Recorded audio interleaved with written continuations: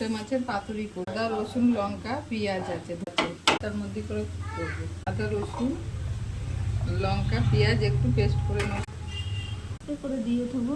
পেঁয়াজগুলো একটু দিয়ে নিলাম পেঁয়াজের কুচোগুলো, লঙ্কা আদা রসুন পেঁয়াজ বাটাটাও দিই, হলুদ দিলাম, লবণ দিলাম, চিনি দিলাম, সর্ষের তেল দিলাম। সর্ষের তেলটা অনেকটা দিতে হবে। পাতাটা দিয়ে দিলাম, এবার আস্ত রসুন দিলাম, ভালো করে মাখিয়ে নেব। হওয়ার জন্য কাশ্মীর লঙ্কার গুঁড়ো দিলাম, তেল দিলাম, পাতাগুলো একটু দিয়ে দিলাম, মাছগুলো দিয়ে দেবো, সব দিয়ে আবার চাপা দিয়ে দেবো করে দিয়েছি। মাছের পাতুরি হয়ে গেছে।